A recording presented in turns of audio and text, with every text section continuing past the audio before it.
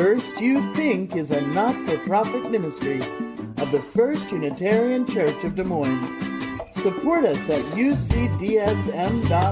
today.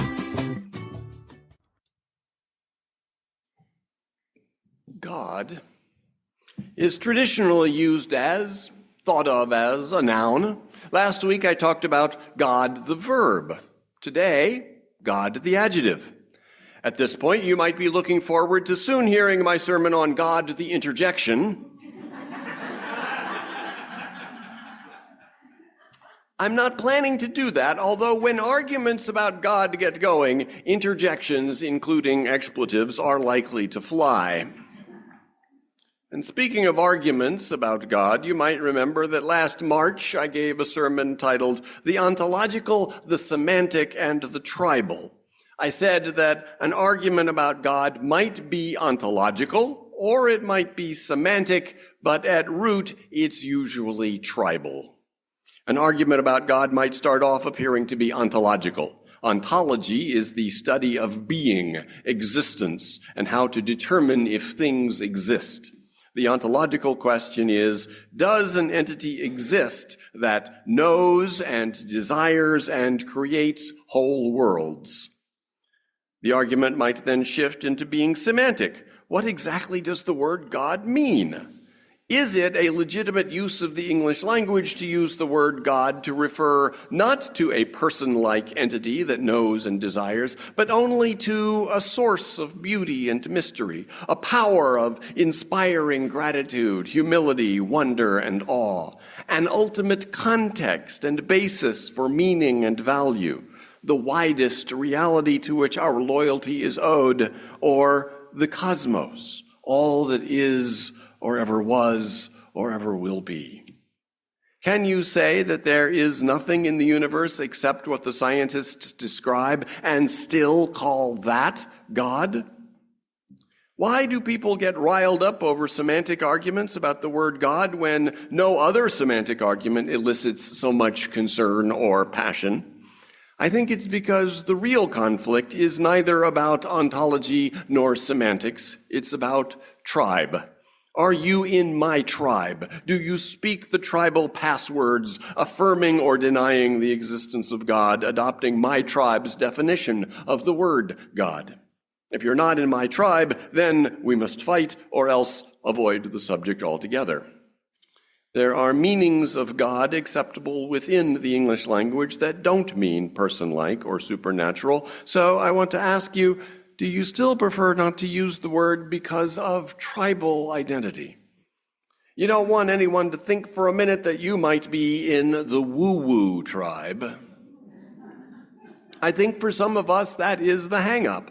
We are more interested in protecting our self-identity as members of the no-woo tribe than we are in connecting with other people through the meanings that we share. Awe and wonder and beauty and mystery, source of hope and healing that we call by many names. Let me tell you some of my history with God. The G word and I have had a checkered relationship. When I was in first grade in Pine Tops, North Carolina, where there was no Unitarian Universalist congregation, the neighbor kid sometimes invited me to go along with him to his church.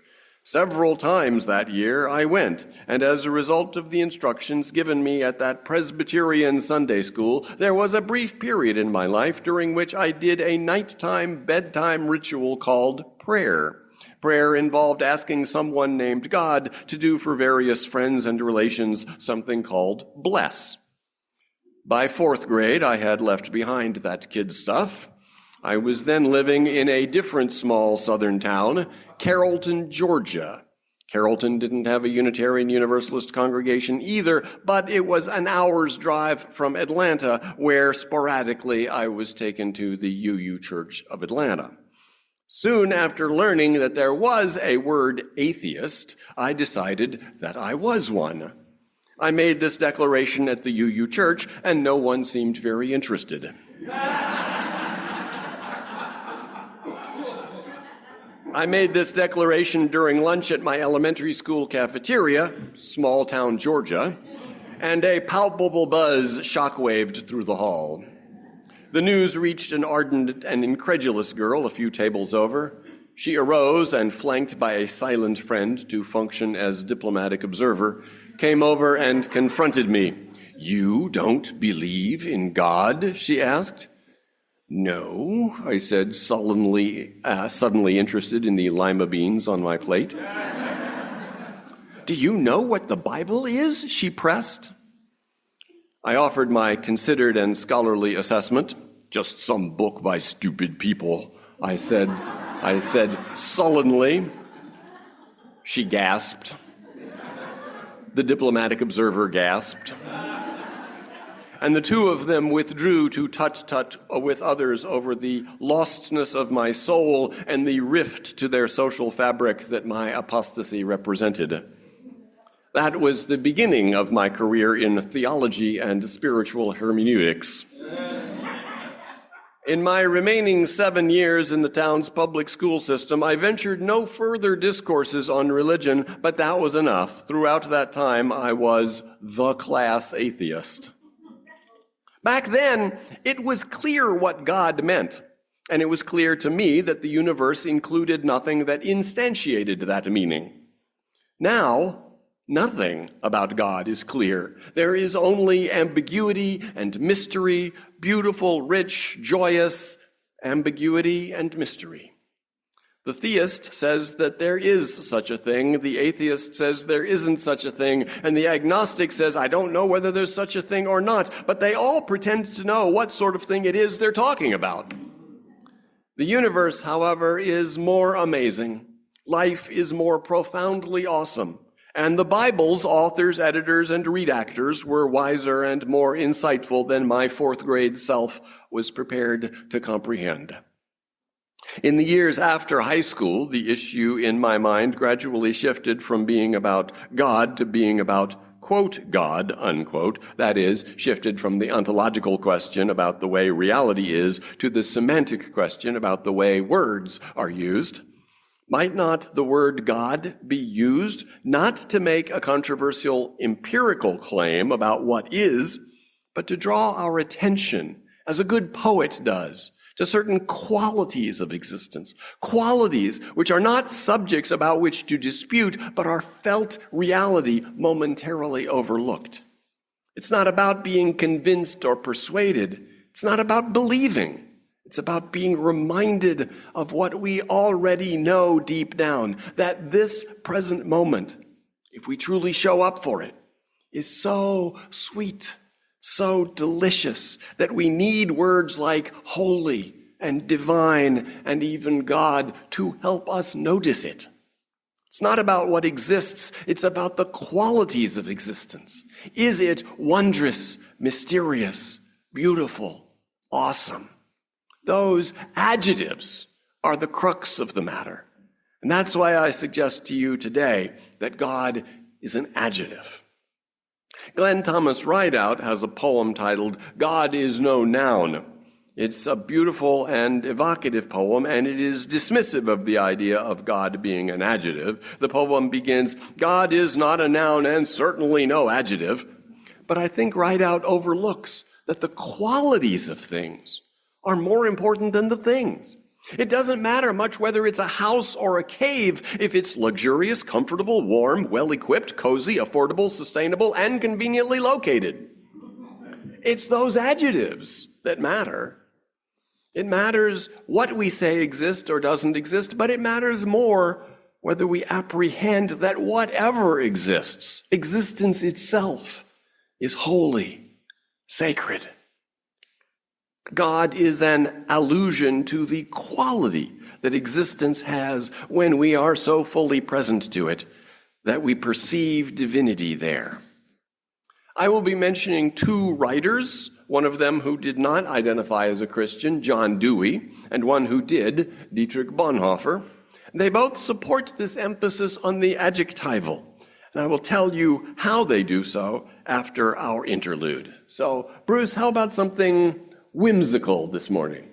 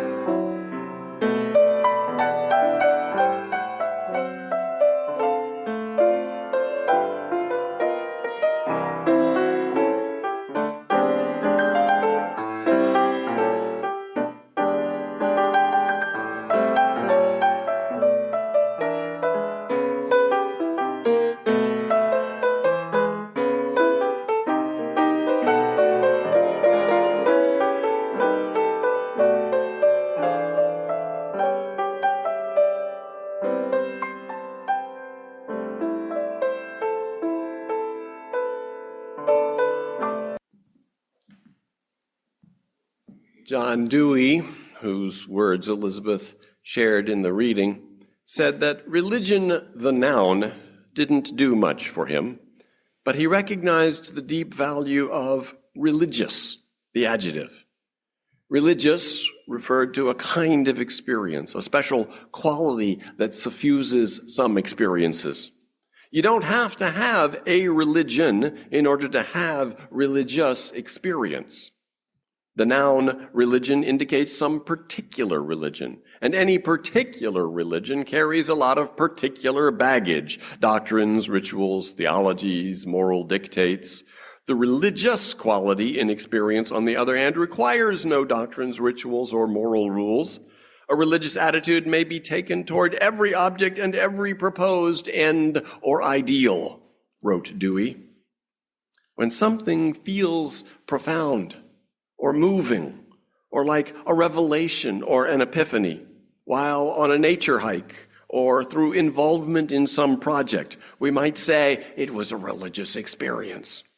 We wouldn't say it was a religion. An experience has religious quality when it results in adjustment to life's conditions, an orientation, a sense of peace and security, said Dewey. It might be brought about by devotion to a cause, by a passage of poetry, by meditation. The religious quality is a unifying, connecting quality. It reorients us. It brings a sense of peace through awareness of interconnection with everything. Writing along lines similar to Dewey was Dietrich Bonhoeffer, a German theologian and outspoken critic of Hitler, imprisoned and eventually executed by Nazis. Bonhoeffer called for a religionless Christianity. Wrap your mind around that term. Religionless Christianity. Bonhoeffer wrote in a letter from prison, "The New Testament must be interpreted in such a way as not to make religion a precondition of faith.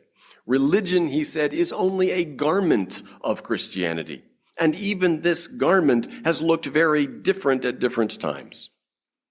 I think Bonhoeffer had in mind the same idea that Dewey had, that this noun, religion, denotes some set of doctrines and practices. No single set is necessary for giving experience that religious quality. A wide variety of sets of doctrines and practices can help cultivate the religious quality of experience. In Bonhoeffer's way of putting it, the religion of Christianity, that is, the doctrines and practices, was only a garment covering over the true Christianity beneath, a Christianity that had nothing to do with doctrine or ritual and everything to do with the experience of transcendence in our lives. Christians discarding that garment of their religion, Christians, that is, who possess this religionless Christianity, will recognize that very different doctrines and practices, say pagan ones or Buddhist ones, also facilitate our awareness of that which goes by many names, the oneness of reality, the divine, the ground of being, the transcendent, the awesome quality of the universe, the interbeing of everything, the interconnected web of existence, God. Christians discarding this religion garment, said Bonhoeffer, will cease to regard themselves as specially favored, but rather as belonging wholly to the world. So that's a little conceptual background from Dewey and Bonhoeffer. It seems to me that God as a noun splits us apart. It creates tribal division. God as a noun begs the question, what properties does this noun have? Is God loving or angry and punitive, merciful or just, all-knowing or just very knowing, all-powerful or just very powerful? God, the noun, begs the question, what does this noun do? Does God intervene in human affairs daily, or did God create the universe a while back and is now watching it unfold the way a child watches carefully laid out dominoes fall? While God, the noun, has properties, leaving us humans to argue about what those properties are, God, the adjective, is a property that we can pretty much agree on. Most people in any faith tradition would agree that life and the universe is awesome and sacred. If God is a noun, then we must face the question of whether God is the sort of noun that the Catholics describe, or the primitive Baptists, or the Eastern Orthodox, or the Jews, or the Muslims, or the Hindu. If, for example, you posit God as an ultimate cause, then you can't help but get stuck in conundrums like, well, what caused God? In one form of Hinduism, the earth rests on the back of an elephant. You may have heard the story of the Englishman encountering an elderly woman of this Hindu faith. What does the elephant stand on? He asked. The elephant stands on the back of a monkey, she answered. And what does the monkey stand on? The monkey stands on the back of a turtle, she replied. And what does the turtle stand on? He asked patiently. The turtle stands on the back of another turtle. And what does that turtle? He started to ask. And at that point, the woman interrupted him. From there on, it's turtles all the way down. See? That's the kind of conundrum you get stuck with if divine and holy are made into a noun. We get arguments about different conceptions of that noun. Do you believe in God is a question that's used to divide people. I believe in the adjectives, and they tend to be less divisive. I believe in green and growing, dark and peaceful, loving and kind, amazing and wonderful. I believe in the beautiful and the tragic quality of life. I believe in religious qualities. I believe in awesome, in grateful, in hopeful, in joyful. I believe in full. I believe in earthy. I believe in wise and compassionate. I believe in sufficient. In this life, this world, come what may, is enough. It will do. I believe in a God world, a world not of our own making that supports us and sustains us, which grounds us for the meaningful pursuit of ideals. I believe in the God life, which can be experienced by people of any religion or none, a life of awareness, a life of attention to the interplay of forces, a life of deep sympathy with all of them, even when it does come time to take a stand against some of them. I believe in holy, for each breath is holy. I believe in sacred, for each step is sacred. We have but to be mindful and know it. God, the noun, is an ultimate cause of things. God, the adjective, is a quality we can perceive of the flow of all the causal forces, none of them ultimate, interacting continuously. We experience those forces adjectively, luminescent, transcendent. I'll close with 3 further illustrations of the importance of the adjectives. First, Tagore. He writes, "Is it beyond thee to be glad with the gladness of this rhythm, to be tossed and lost and broken in the whirl of this fearful joy?" Notice that it's the adjectives that convey the force of Tagore's words: glad, tossed, lost, broken, fearful. Second, the well-known E. Cummings passage. "I thank you, God, for most this amazing day, for the leaping greenly spirits of trees and a blue true dream of sky, and for everything which is natural, which is infinite, which is yes." It's the adjectives that carry the impact: amazing, leaping greenly, blue true, natural, infinite, and yes, which Cummings is using as an adjective in this passage. And finally, a parable from the Zen tradition. A man fleeing from a tiger came to a precipice. He caught hold of the root of a wild vine and swung himself down over the edge. The tiger sniffed at him from above. Trembling, the man looked down to where, far below, another tiger was waiting to eat him. Only the vine sustained him. And then some mice appeared and began gnawing at the vine.